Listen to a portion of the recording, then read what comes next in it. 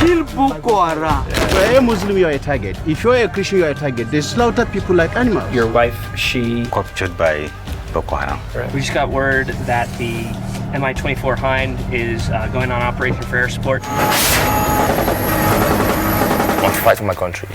And if I die for my country, I know I die for my country. We're gonna head down that IED-laden road for the final assault into Bama. Yes, sir. Let me leave this.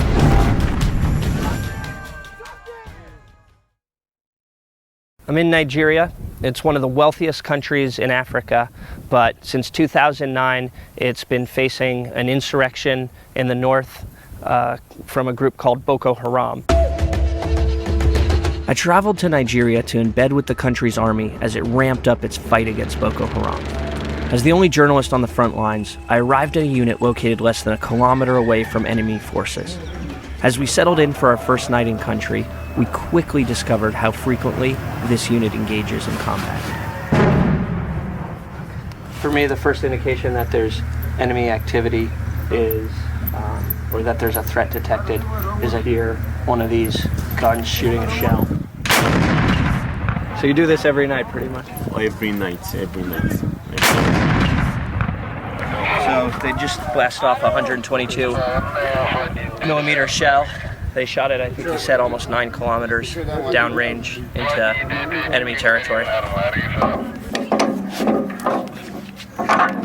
The most important thing is that once we sight them, either they are vehicle or they are motorcycle, we have to fire the general area.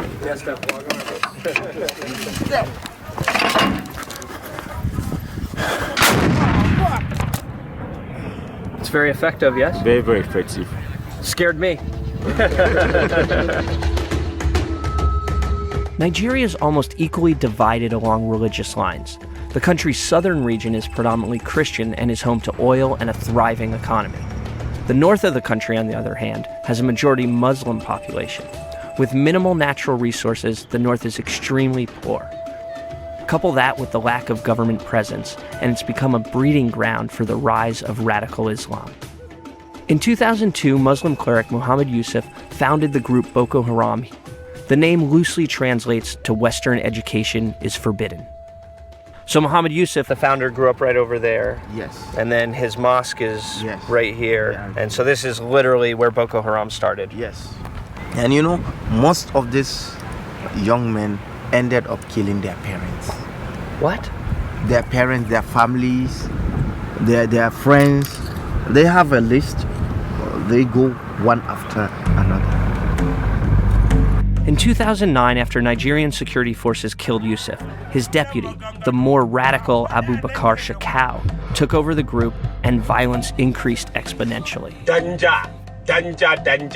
They bombed the UN headquarters in Nigeria's capital city, Abuja, in 2011. But the group was still largely unknown outside of Nigeria. It wasn't until 2014, with the abduction of nearly 300 schoolgirls from Chibok town in Borno State, that Boko Haram drew international attention and condemnation. My husband and I are outraged and heartbroken over the kidnapping of more than 200 Nigerian girls from their school dormitory in the middle of the night. The Bring Back Our Girls campaign was extremely successful at increasing awareness of Boko Haram. Unfortunately, it did almost nothing to prevent further attacks, and Boko Haram continued to terrorize northern Nigeria, causing thousands of refugees to flee their homes in rural areas and head to the city of Maiduguri. I met one family who's living among a community of refugees. My name is Bukar Mohammed. This is Aliu Bukar. This is Mohammed Bukar. And this is the smallest one. Alaji Modu.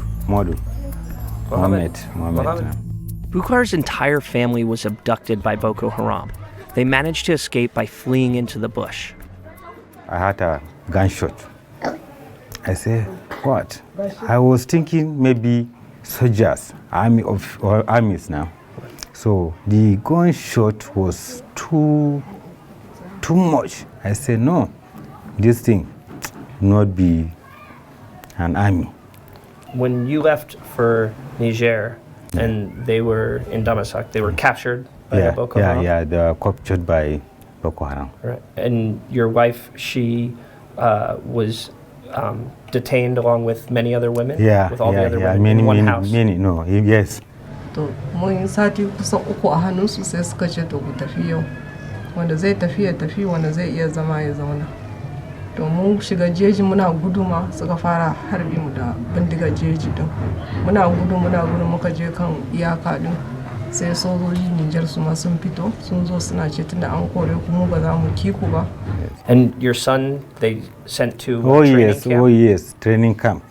When the boy jumped over the fence, so he said he must go and see his mommy. Yes. So he escaped? Fortunately, just escaped. What has the effect of Boko Haram been on northern Nigeria? These people, they are just devil. You can't say they are doing it for religious purposes. No. Yes, they are just devil. They are doing it unnecessarily. They can kill the Christians, they can kill the Muslims.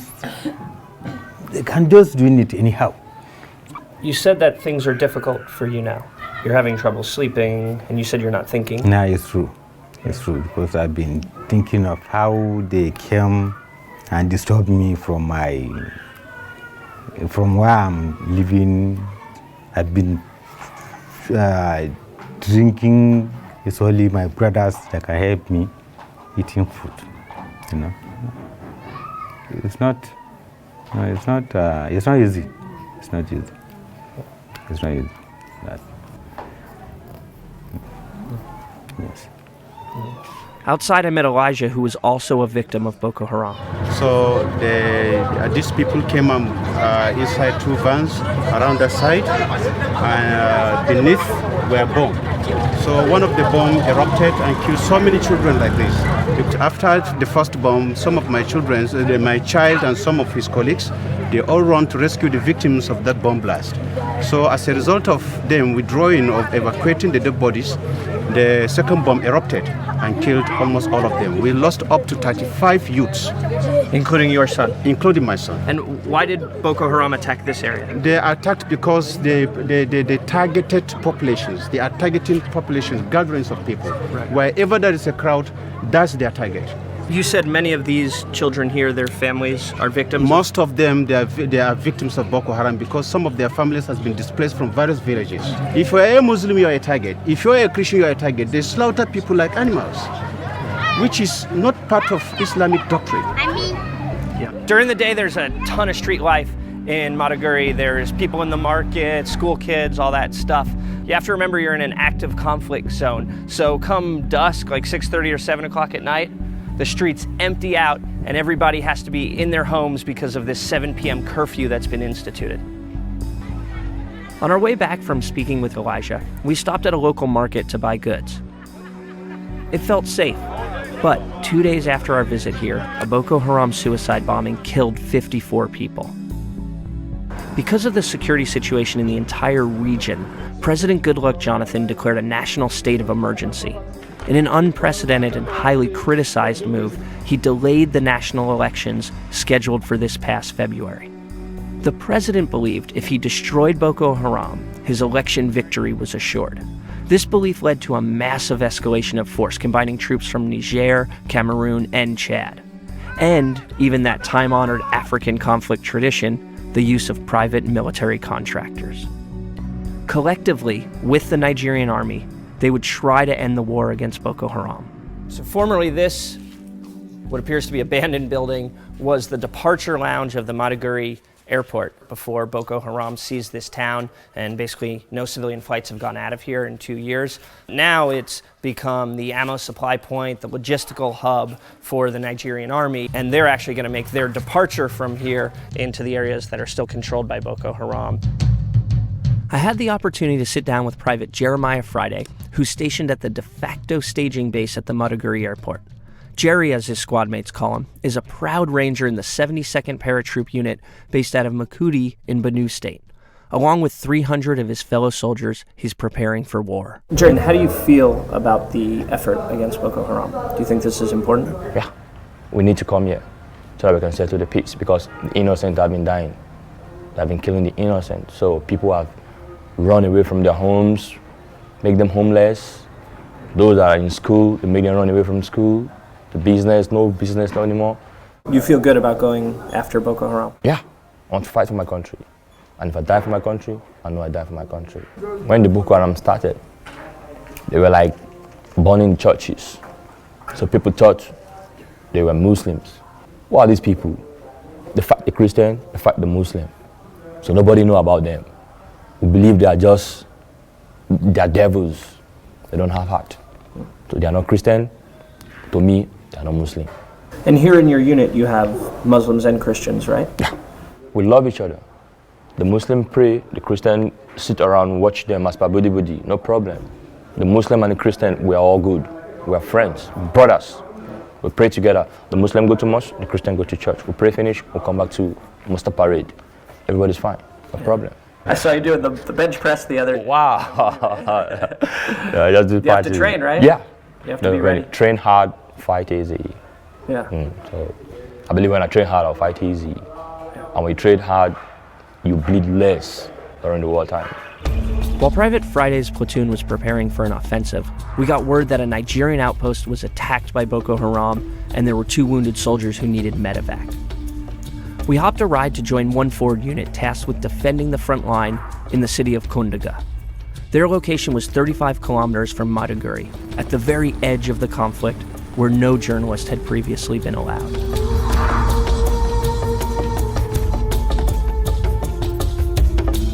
So the men of the 103rd Battalion have been deployed here for almost a year. They come from all over Nigeria.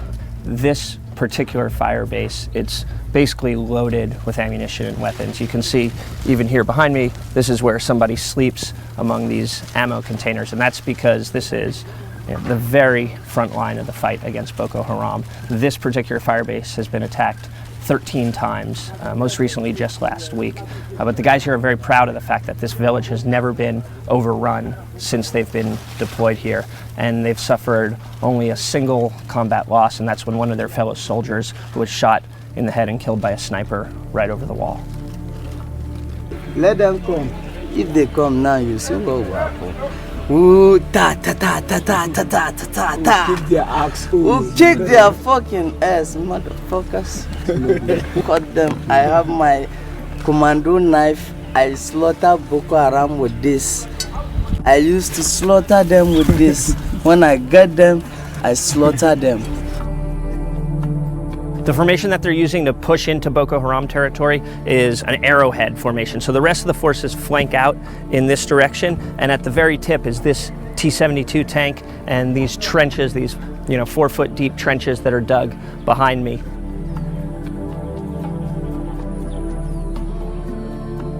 And why is this place significant? Because, as I used to say, I have a small sketch I used to discuss with people about. If this place is captured, Boko Haram will have easy access to Maiduguri. So this place is very vital because it's an access from the Sambisa forest just to the south, not far away from here. Like 6 kilometers away from here is the Sambisa forest. And we know since the Nigerian army's been on the offensive that they've been fleeing to the Sambisa forest, right? Yes, yes. And they take refuge in there. Yes. And then they come out and they try and approach this area. Yes. One thing that I noticed about observing your unit is that you have staff officers, but your staff officers are in the trench also. Yes. There's nobody back at headquarters. Yes. You're the intel officer and this is your trench, right? Of course. Yeah. Everybody is a trained infantry officer. And everybody is deployed in the field as first, primarily as a soldier.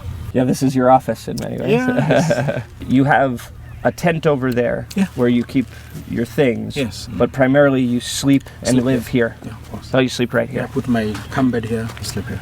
Yeah, and why is that? Yes, here you don't sleep far away from your trench because these people could crawl.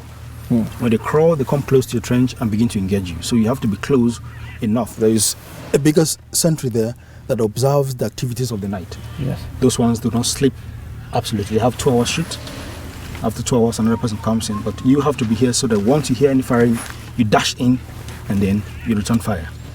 When this fire base gets attacked by Boko Haram, everybody comes and jumps in this trench and starts firing back. You can see they've basically shot the shit out of that series of buildings that the Boko guys have been attacking from. And if you look at this berm right here, it's just littered with shell casings. Captain Michela was another soldier who had a special relationship to Maiduguri. It happens to be my state. As I'm talking to you, my parents are in Maiduguri. They have been displaced from my own village, Shafa. So, what do you expect me to do? Yeah. I just have to do this. Even if I'm here, even if I'm not here, if I am asked, will you come here voluntarily, I will come because my family is in Maiduguri. And they attack from the school? Yeah. That's why it's all shut up. Yeah. So that was a school right there? That is school.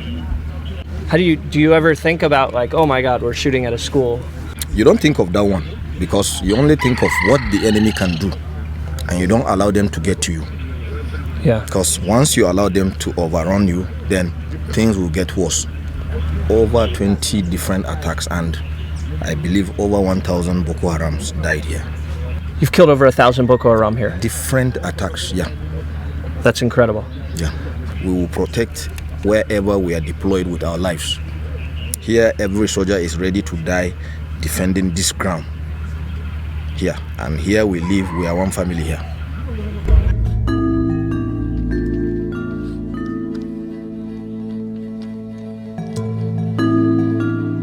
While the 103rd is at the tip of the spear, they're supported by more forces camped out at a former school 1,000 meters behind the front line. So basically this is the old Kunduga Girls Elementary School. It's now being occupied and used as the brigade headquarters for the Army. You have soldiers sleeping in classrooms. The old principal's office is now the operations office. So this used to be the guidance counselor building. Now it's a depot for ammunition.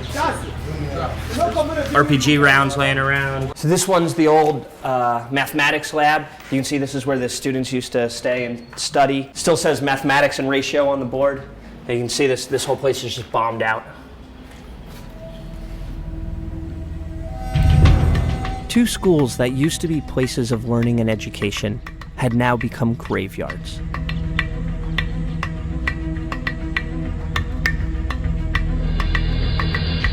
For 6 months, the 103rd Battalion has been in a stalemate with Boko Haram in Kunduga.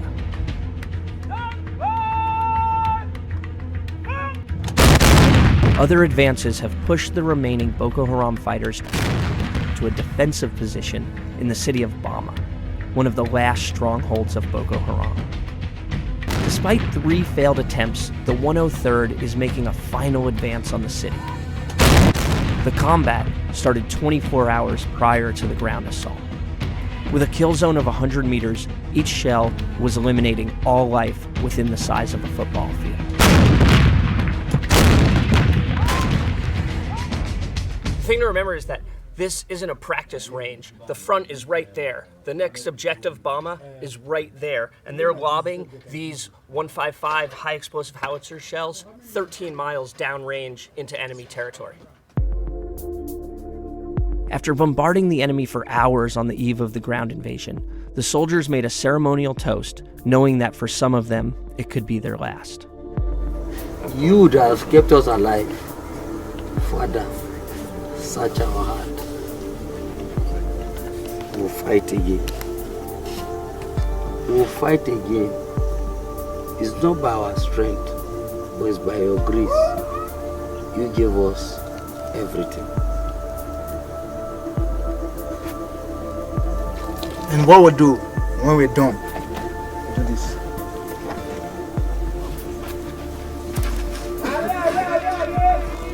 Areboko.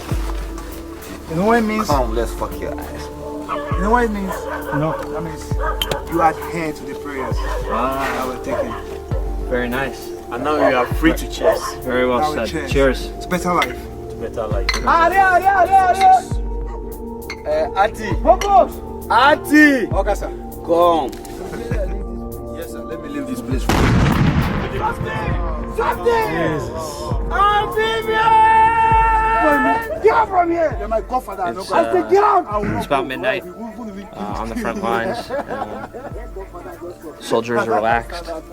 They basically don't go to sleep because they stay up all night and sleep during the day in case there's Boko Haram attacks. So if anything happens, jump right in this trench.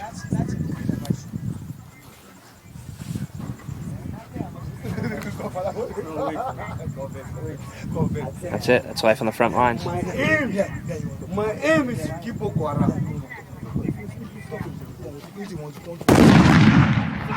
God damn it. See, Every time. Our job here is to keep Boko Haram. that fucking thing every time. Who killed them? We are waiting for Boko Haram. That's it. We are waiting for Boko Haram.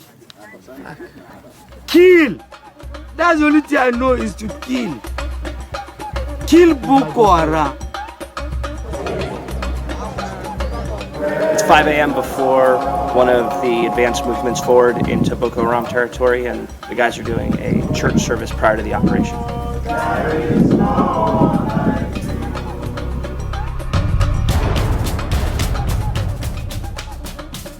The Nigerian Army unit that I'm embedded with is gearing up for a final assault on one of the last Boko Haram strongholds. So once the unit is fully up and ready to go and all the troops are assembled, we're going to head down that IED-laden road for the final assault into Bama.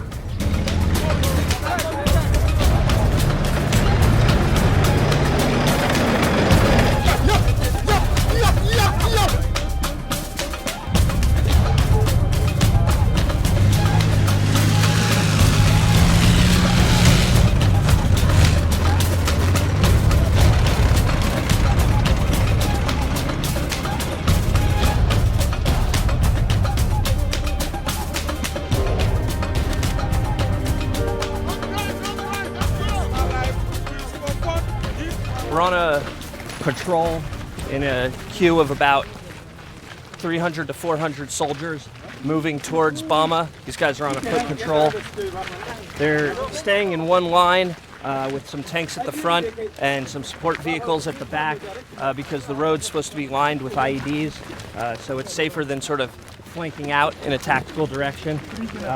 And basically, they're advancing to a point where they're going to dig in, and the other assault force is going to come from the left flank. But right now we're doing about a 4-kilometer walk to the objective.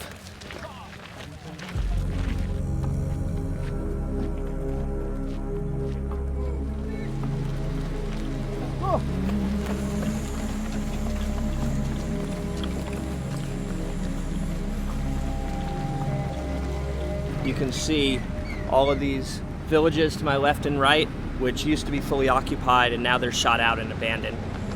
It's a consequence of the Boko Haram insurgency and the campaign against them. A little further up the road, we passed a Nigerian armored vehicle. It had hit an IED a week before on one of the failed attempts to take Bama. All 4 soldiers inside were killed. So because the Nigerian army hasn't pushed this far forward, this has mainly been either a no man's land or Boko Haram territory. All of these houses are abandoned. Sometimes Boko Haram fighters live in them. And one of the things you notice when you drive through is, other than the soldiers, it's eerily quiet out here.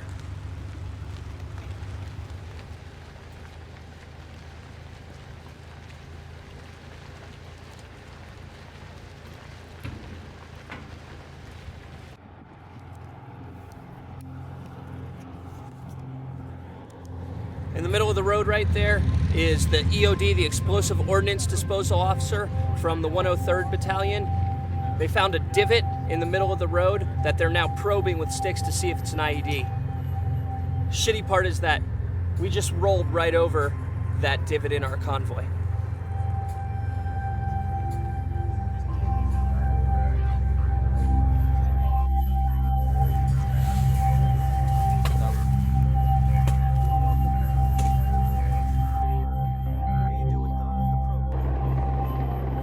The tanks returned after doing forward reconnaissance. There had been a blue-on-blue incident, otherwise known as friendly fire.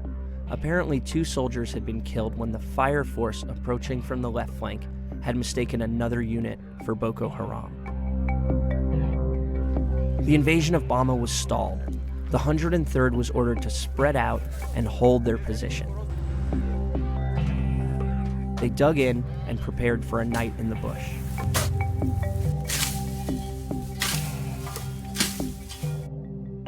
I caught wind that another assault was planned for the following morning. This time it would be led from the air. So I hustled back to the Maiduguri airport, where I hoped to catch a ride with the air assault force on one of the Mi-24 Hind attack helicopters. Okay, it's 5 in the morning. Today is the most significant day so far in the campaign against Boko Haram.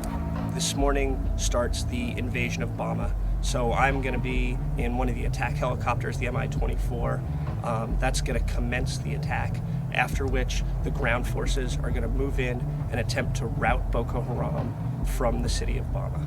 The private military contractors provided technical advice to the 72nd Mobile Strike Force. In addition, they provided a fully operational air wing. We were able to accompany the air wing for the first part of the assault on Bama. The Mi-24 Hind attack helicopter is basically a flying tank. It was built by the Russians during the Cold War and can fire up to 4,000 rounds a minute. It's truly a devastating piece of military hardware and a game changer for the Nigerian army.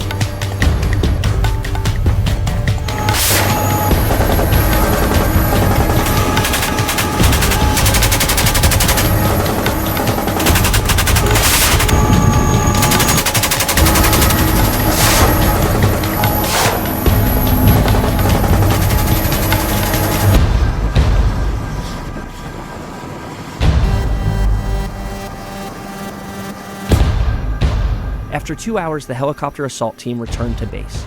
The ground forces would move in. I waited on the tarmac for reports from the ground forces. Within 24 hours, we learned that the assault was a success. Boko Haram was routed from one of its major bases, scattering the few remaining fighters into the Sambisa forest. The following day, Nigerian tanks rolled through Bama with President Goodluck Jonathan in the lead. This marked the first time a Nigerian president was able to enter Bama since the beginning of the insurgency. Much attention has been given to the reports that foreign military contractors were involved in the war against Boko Haram. While the fog of war always blurs the line between multiple sets of combatants and non-combatants, and there were many actors involved from neighboring Chadian forces to private contractors, it was my experience, embedded on the ground, that this was a Nigerian military victory. Despite the success of his army, President Goodluck's luck ran out. 1 week after the assault on Bama, he lost the election to his opponent, former General Muhammadu Buhari. But the battle is far from over. The new president has promised the people of Nigeria he will finish the fight against a weakened Boko Haram. This will not be easy.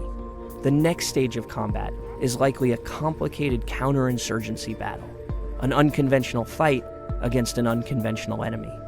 But for the Nigerians who have been living in terror for years, and for the soldiers who have been fighting Boko Haram, there finally exists some glimmer of hope.